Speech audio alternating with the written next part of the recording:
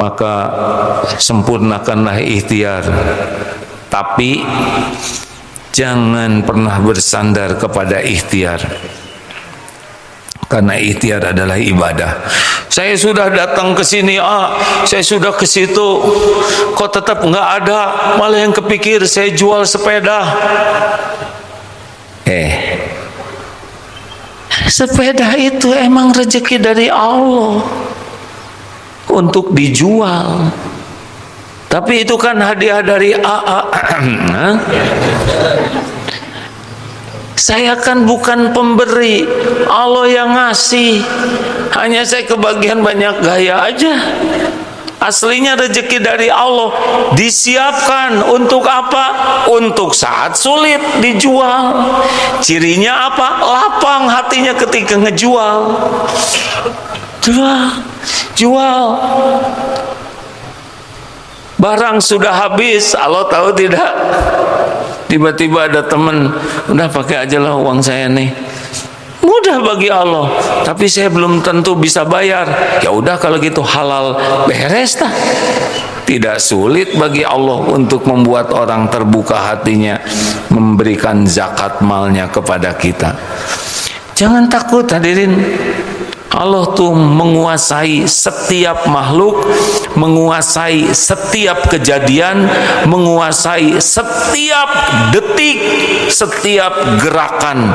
Tidak ada yang lepas dari kekuasaan Allah Subhanahu wa taala. Masya Allah.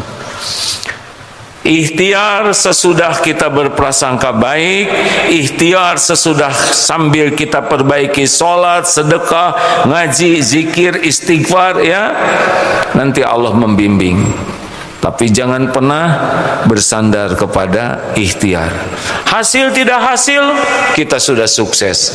Kalau sudah berprasangka baik, sudah ibadah, sudah doa, sudah ikhtiar, tenang saja. Tidak harus kita mengerjakan ini langsung keluar dari tempat itu. Kita tidak ngatur Allah hadirin. Kita ikhtiar itu ibadah. Saya sudah begini tapi belum datang juga. Saudara udah dikasih rezeki. Mana rezekinya nggak nambah? Rezekinya saudara sekarang makin yakin. Rezekinya saudara bisa tahajud. Rezekinya saudara sekarang baca Quran terus. Rezekinya saudara tiap waktu istighfar terus. Orang banyak yang dikasih dunia, belum tentu dikasih yang tadi. Tapi saya kan perlu, tenang, ada waktunya. Ada waktunya. Nabi Yusuf waktu kecil dikecemplungin, ada waktunya keluar dari sumur. Di penjara ada waktunya dikeluarkan dari penjara. Nabi Musa dikejar musuh, ada waktunya ngetuk lautan supaya terbuka. Nabi Ibrahim ada waktunya api itu jadi dingin. Ada yang maha tahu. Wallahu ya'lamu wa antum la ta'lamun. Allah maha tahu, kalian tidak tahu. Jangan sok tahu, jalanin saja terus ya. Tetap berprasangka baik, tetap ibadahnya bagus. Tadi SSQ, saya tadi SSC ya, jadi curan dong. SSQ, cute. Nah, T-nya apa? Tobat ya. Nggak apa-apa, ngarang barusan ya. Perbanyak istighfar. Tadi ada yang ketinggalan ya. Pasangannya adalah sholat, sedekah, Quran, tobat. Jadi SSQ. Udah, nggak usah rewel. Allah lihat kok. Kalau tahu kita pontang-panting sana sini, nggak usah ngeluh, nggak usah mengeluh, nggak usah merasa udah berbuat. Tenang saja, ya lakukan saja. Allah lebih tahu keadaan kita daripada kita sendiri. Jangan bersandar kepada makhluk. Jangan bersandar kepada apapun siapapun. Wa may yatawakkal 'alallah fahuwa hasbuh. Jauhi maksiat, berhenti banyak bicara. Pokoknya zaman Indonesia susah, daripada banyak ngomong mending banyak zikir, banyak istighfar. Mau ngomongin apa? Tapi itu MBG diam.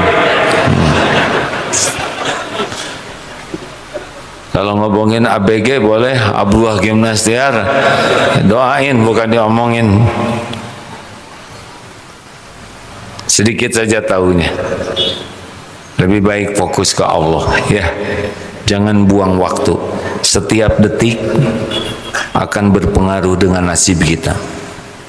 Setiap detik yang dipakai taat akan mempengaruhi takdir kita.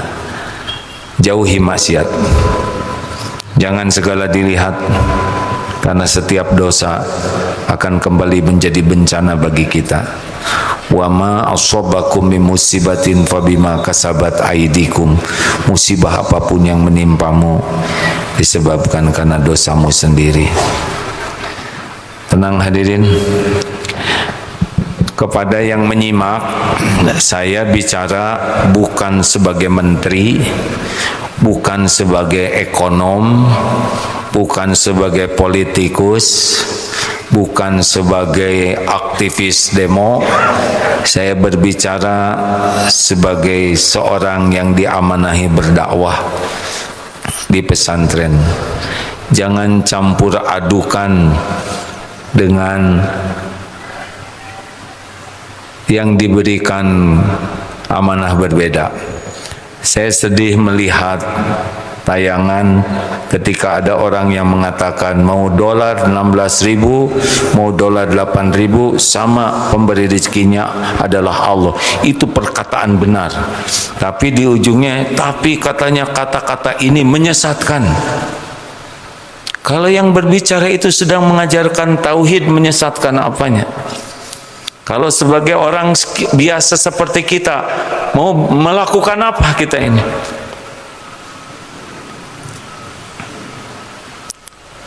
Mau melakukan apa? Justru kita harus melakukan yang tadi, supaya nanti kalau kita melakukan sesuatu dibimbing oleh Allah. Rakyat sekarang disuruh demo-demo gimana? Kan? Rakyat tidak juga bisa makan dengan demo. Apakah dengan demo yakin akan selesai? Tapi urusan yang mau demo mungkin itu kaplingnya di sana. Cuma kapling saya adalah saat ini membantu jamaah khususnya umat Islam untuk lebih kembali ke Allah. Karena takwa lah yang jadi solusi. Wa may yattaqillaha yaj'al lahu makhrajan. Barang siapa yang bertakwa, baginya jalan keluar. Wa yarzuqhu min haitsu la yahtasib. Allah jamin ada rezeki yang tidak diduga-duga. Wa may yatawakkal 'alallah fahuwa hasbuh. Barang siapa yang hatinya bulat kepada Allah, Allah cukupi. Kalau sudah serius begini, kalau saya memang harus berbuat sesuatu, asal Allah yang nuntun, insya Allah jadi solusi. Mungkin tiba-tiba bicara dengan siapalah yang dan dengan izin Allah bisa menjadi solusi. Tapi kurang bagaimana ekonom di Indonesia. Kampus fakultas ekonomi sangat banyak, para pakar ekonomi sangat banyak, tapi bukan pakar yang bisa menyelesaikan ketakwaan dan ketawakalan. Terima kasih. Ada yang akan didiskusikan? Kalau tidak ada pertanyaan, terima kasih.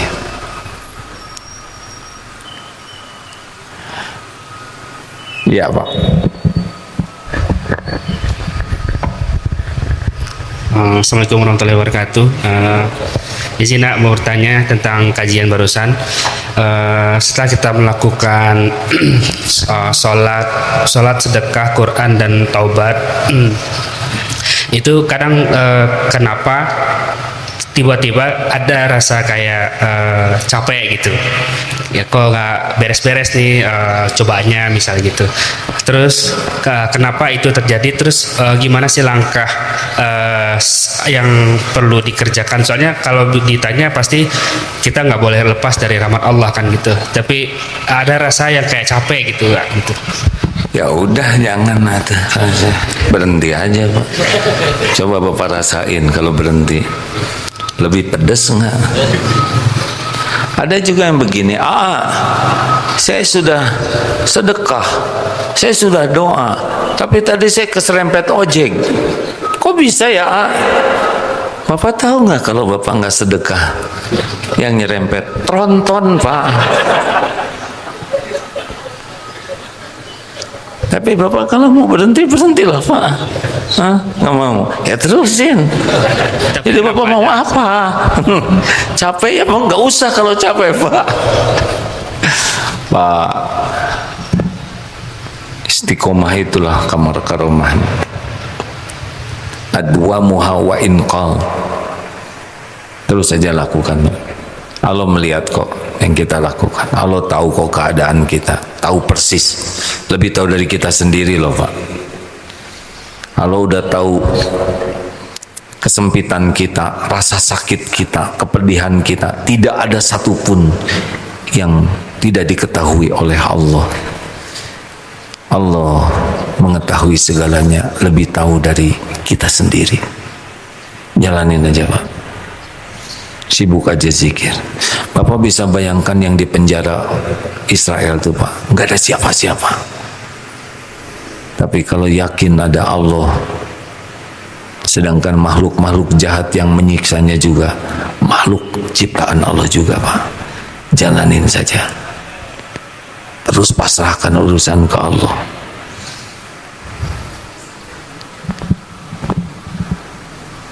Gitu, Pak. Ada waktunya. Ada waktunya. Kalau malam lagi gelap, jangan nunggu-nunggu pagi, Pak. Tahajud aja. Nanti gelap malam itu ternikmati. Nanti pagi itu ada waktunya. Ya, wah betul, Pak. Itu bisikan setan. Nah sekarang Bapak makin ngerti kan? Ya udah, terserah Bapak. Kasih ya. Insya Allah, Pak. Allah juga yang menguji dengan setan itu ngebisikin. Ya, setan cuma bisa ngebisikin aja, Pak. Ada lagi? Silakan, Pak. Saya mohon izin minum, boleh? Langsung silakan.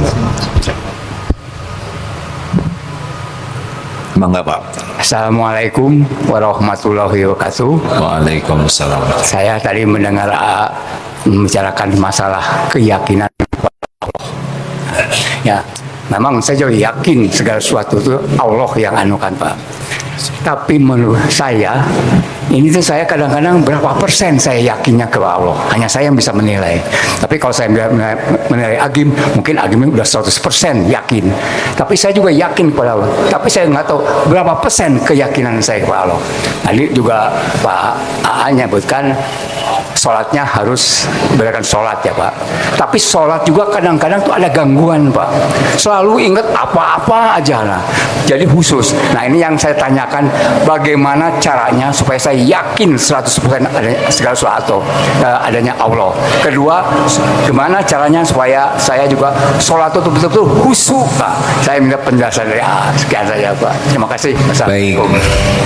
Terima kasih pertanyaannya. Bagaimana supaya bisa yakin?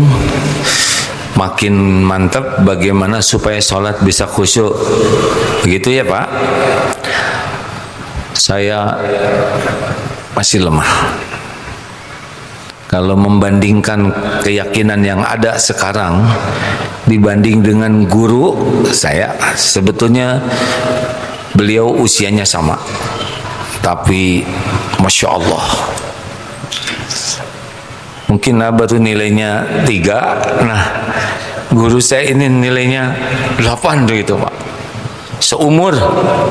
Nah, gurunya guru, Masya Allah. Kebayang bagaimana para sahabat Nabi. Mantap. Apalagi Rasulullah, ya. Tapi yang penting begini, Pak. Kita harus yakin bahwa Allah lah yang menghujamkan keyakinan ini. Karena yang menguasai hati kita adalah Allah. Saya sendiri tidak tahu hati saya seperti apa. Di mana? Allah muqallibal qulub. Jadi yang paling kita lakukan sekarang bagaimana caranya supaya Allah menguatkan keyakinan kita. Gitu kan? Halo? Kalau kita merasa kita bisa yakin, udah salah juga. Kita diberikan keyakinan oleh Allah. Liyazdadu imanan ma'a imanihim. Kan gitu kan? Ustaz tolong bukakan surat Al-Baqarah tentang Nabi Ibrahim. Al-Baqarah yang awal, Ustaz tahu kan? Yang minta maaf. Ya, wa id qala Ibrahim, yang tentang Allah bertanya, apakah kamu tidak percaya? Itu di halaman berapa ya? Oh, bedanya saya dengan Ustaz Adi Hidayat ini. Ini di halaman berapa ya? Juz 3 Mim 260. Al-Baqarah ayat 260. Al-Baqarah 260. Nah, ini yang di atas ya kan? Betul. Nah, baca Ustaz, maaf. Al-Baqarah. أعوذ بالله من الشيطان الرجيم بسم الله الرحمن الرحيم وإذ قال إبراهيم رب أرني كيف تحيي الموتى قال أولم تؤمن قال بلى ولكن ليطمئن قلبي قال فخذ أربعة من الطير فصرهن إليك ثم اجعل على كل جبل منهن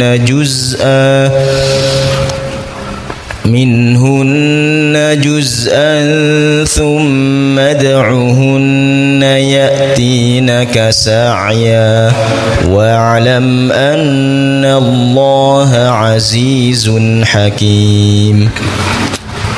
Dan ingatlah ketika Ibrahim berkata, ya Tuhanku, perlihatkanlah kepadaku bagaimana engkau menghidupkan orang mati. Allah berfirman, belum percayakah engkau? Dengan Ibrahim menjawab, aku percaya, tetapi agar hatiku tenang dan mantap. Allah berfirman, kalau begitu ambillah 4 ekor burung, lalu cincanglah olehmu, kemudian letakkan di atas masing-masing bukit satu bagian, kemudian panggillah mereka, niscaya mereka datang kepadamu dengan segera. Ketahuilah bahwa Allah Maha Perkasa, Maha Bijaksana. Ini memang Nabi Ibrahim ini ke Allah tuh. Bayangkan, qala Ibrahim Rabbi arini kaifa tuhil mauta. Ya Allah, bagaimana engkau menghidupkan yang mati? Lalu Allah berfirman, qala awalam tu'min, apakah kamu enggak percaya gitu? Percaya ya Allah, cuma ingin tenang. Nah, yakin itu tenang. Jadi minta ke Allah, diperlihatkan airnya burung, dimatikan,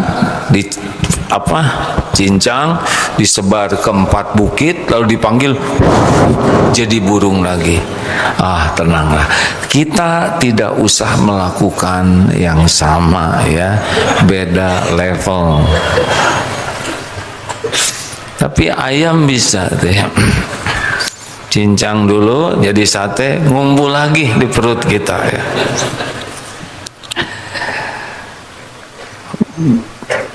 Satu, harus minta ke Allah, Pak.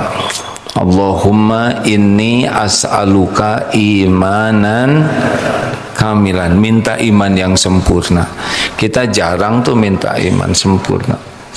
wa yaqinan shadiqan, minta keyakinan yang benar, yang lurus. Coba seberapa merengek kita minta keyakinan. Yang kedua apa?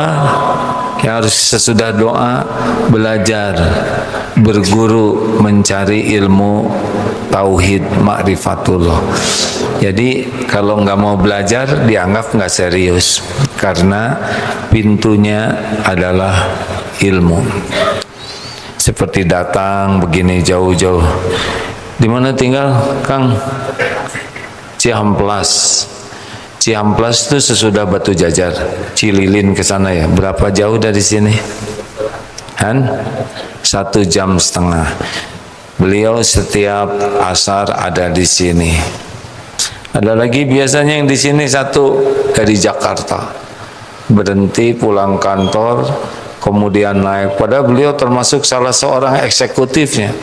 Naik ke travel sampai di sini, nanti jam 9 selesai, cepat-cepat naik travel lagi pulang ke Jakarta. Allah melihat ikhtiar ini. Allah tahu capeknya, Allah tahu sedang keluar biayanya. Itu bekal. Ada manfaatnya nggak sih pulang pergi ke sini? Kenapa ada terus ke sini? Coba. Untuk mengecas, Ngecas. Oh, jadi pulang dari sini full lagi. oh, kambuh lagi ya. Berapa lama ini di sini charger ini efektifnya? Kalau efektif sih harusnya sampai 40. Oh, lalu sesudah pengajian berapa lama nih baterainya nih? Mencrang. Saya masih lemah, paling 3-4 hari Oh, 3-4 hari udah low bat lagi ya. Makanya pengen buru-buru hari Kamis lagi Oh, jadi hari Selasa udah low bat ya. Bagus. Lumayan. Gimana yang tidak dicas ya? Betul? Makasih. Ada efeknya tidak dengan pengecasan begini? Efek baik Pak. Apa efek kalau banyak? Apa aja? Jadi efeknya itu lebih tenang, lebih sadar kalau rezeki itu diatur, hidup itu diatur, jadi lebih rileks Kan ini usahanya bisnis sekarang gimana nih bisnis? Nah, Lagi untung ya? Kalau untuk duniawi sih agak ribet. Tapi kalau setelah mendengarkan kajian kayak gini, rileks aja gitu. Jadi rileks ya. Jadi tenang aja. Tenang. Nah itu yang paling mahal. Keyakinan itu kata Nabi Ibrahim juga kan supaya tenang. Baik, terima kasih. Jadi harus terus dicas Pak. Kalau tidak ngaji nggak bisa. Syariat yang. Lalu apalagi? Nah yang Allah suka itu mujahadah Pak. Seperti Nabi Ibrahim tadi melakukan sesuatu. Ini kan asalnya kita percaya ke Allah itu namanya ilmu yakin. Ini belajar nih. Ini ketinggiannya ilmu yakin. Tapi kalau sudah seperti Nabi Ibrahim memberiat itu namanya ainul yakin. Nah, misalkan kita sedekah, iya, dengan sedekah ternyata rezeki saya jadi nambah. Oh iya, dengan baca Al-Baqarah ternyata di rumah jadi lebih tenang. Namanya ainul yakin.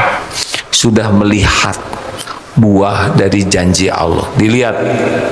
Kalau hakul yakin ini tertinggi Pak, adalah hati yang sudah selalu merasa dilihat Allah. Ini tinggi derajatnya. Ngejar ainul yakin aja sudah luar biasa. Jadi kita sedekah tuh tahu nih, ini pasti ada buahnya. Tentang sholat belum khusyuk, itu Bapak nyindir saya ya. Nanti lagi apa ya bahasannya. Ibu-ibu satu pertanyaan. Bapak mau nanya juga. Segini deketnya ya Pak. Assalamualaikum warahmatullahi wabarakatuh. Waalaikumsalam warahmatullahi wabarakatuh. Jadi perkenalkan saya nama Hajar Aswadi dari Makassar. Kalau jadi bilang ada yang dari Jakarta dianggap jauh, jadi saya tentu yang lebih jauh Pak. Oh iya Pak jauh sekali Pak. Ya. Jadi tadi ada yang mengganjal dalam saya pada saat menjelaskan tentang keyakinan. dalam berdoa itu biasa orang selalu menggunakan kalimat perintah. Misalnya di dalam doa di mana orang selesai melaksanakan salat duha, berdoa doa rezeki, jika ada di langit maka turunkanlah, jika ada di bumi maka keluarkanlah, fa in kana fis sama fanzilhu wa in kana fil ardi fakhrijhu, dan seterusnya. Itu seolah-olah Tuhan diperintah. Apa tidak lancang kita berdoa semacam itu, seolah-olah Tuhan diperintah semacam berikan rezeki, panjangkan umur kami, dan seterusnya. Itu yang pertama. Sudah satu aja dulu Pak ya. Tadi juga satu nggak tuntas jawabannya. Pak, kalau doa itu dituntunkan oleh Rasul, kita berdoa itu bukan memerintahkan Allah, kita doa itu ibadah. Ibadah itu kuncinya dua, satu niatnya ikhlas, yang kedua caranya benar. Kalau Rasulullah melakukan itu ya lakukan saja, karena bukan ngasih tahu Allah apalagi memerintahkan, tapi itulah yang dicontohkan gitu Pak. Ya Allah tolonglah saya, kan jadi nyuruh ke Allah ya enggak. Tapi memang Allah suka sekali dengan doa itu, sepanjang hatinya tahu kita ini nggak punya apa-apa, Allah yang punya. Doa yang banyak ya Pak ya. Nanti 3 yang terjadi Pak. 1, dikabulkan seperti yang kita minta. Kok saya nggak dikabulkan? Tetap untung. Musibah yang setara dengan doa kita nanti dihilangkan oleh Allah. Yang misalkan harusnya digigit dinosaurus ya, nah jadi bapak yang makan dinosaurus. Astagfirullah, nggak boleh bohong dalam bergurau. Jadi walaupun nggak wujud Pak, sebetulnya ada yang terjadi Pak, musibah yang akan menimpa jadi nggak jadi. Bapak nggak dapat uang yang Bapak inginkan, padahal perampok nggak jadi lihat Bapak tuh jadi enek aja gitu ya, jadi dia nggak jadi. Atau yang ketiga yaitu disimpan di akhirat.